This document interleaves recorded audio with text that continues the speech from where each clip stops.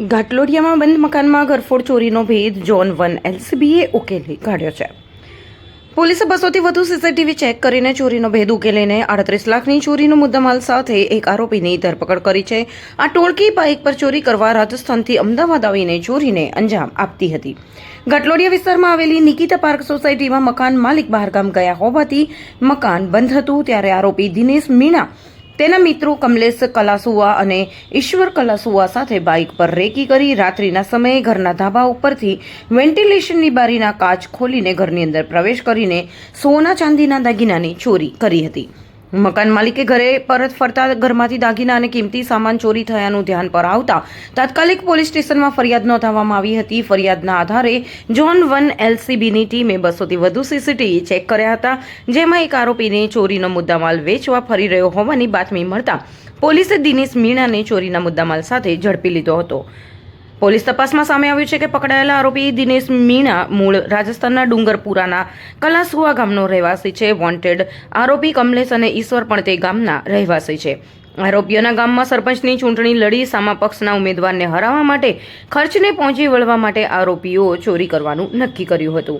Zone 1 એલસીબીએ સોના ચાંદીના દાગીના સહિત 38 લાખનો મુદ્દામાલ જપ્ત કરીને ઘાટલોડિયા પોલીસે આરોપીને સોંપ્યો છે, જ્યારે ચોરી કેસમાં ફરાર 2 આરોપી કમલેશ અને ઈશ્વરને ધરપકડ કરવા ચક્રો ગતિમાન કર્યા છે.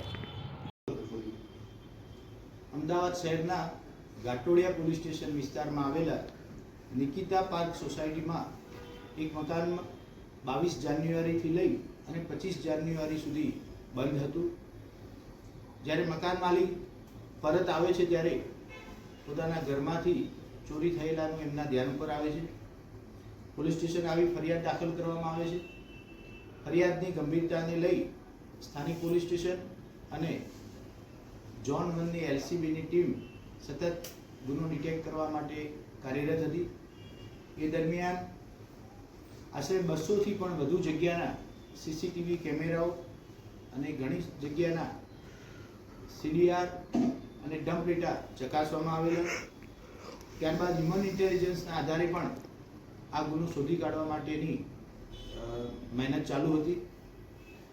એક માહિતી મળતા એને ટેકનિકલી પણ વેરીફાઈ કરતા આરોપી દિનેશ હલિયા કે જે પોતે જિલ્લો ડુંગરપુર રાજસ્થાનનો રહેવાસી છે, એ પોતાની સાથે ચોરીના દાગીના વેચવા માટે થઈ અમદાવાદમાં ક્યાંક ફરી રહેલ છે એવી હકીકત મળતા તેની અલગ અલગ પદ્ધતિથી પૂછપરછ કરતા ઉપરોક્ત ઘાટલોડિયા પોલીસ સ્ટેશનની જે ઘરફોડ ચોરી છે તે પોતે અને એની સાથે અન્ય 2 આરોપી સાથે કરેલાનું કબૂલેલ છે. સમગ્ર તપાસ દરમિયાન એ વાત ધ્યાનમાં આવેલી છે કે અત્યારે પકડાયેલા આરોપી દિનેશ હલિયા જે પોતે બાઇક લઈ અન્ય 2 આરોપીને ઘરફોડ કરવા માટે ઉતારવા અને ઘરફોડ કરી લીધા બાદ લેવા માટે આવતો હતો. સીસીટીવી કેમેરામાં પોતે જે બાઇક લઈ આવેલો છે એનું પણ વેરિફિકેશન કરવામાં આવેલું છે. અન્ય જે 2 આરોપી કે જે મકાનના વેન્ટિલેશનના સળિયા કાપી અને ઘરમાં ઉતરેલા હતા તેમના નામ કમલેશ અને ઈશ્વર આ પ્રકારના છે. ત્રણેય આરોપીઓ પોતે એક જ વિસ્તારમાં રહેતા હોવાથી જાણીતા છે. કુલ 38 લાખથી પણ વધુનો મુદ્દામાલ આ ઘરફોડ ચોરીના કામે પકડવામાં આવેલો છે. બાકી રહેતા બંને આરોપીઓ પકડવા માટે એલસીબી ઝોન 1ની ટીમ અત્યારે કાર્યરત છે. જે મુખ્ય આરોપી કમલેશ છે આની પહેલા 5 અલગ અલગ જગ્યાએ ઘરફોડ ચોરીમાં પકડાયેલો છે.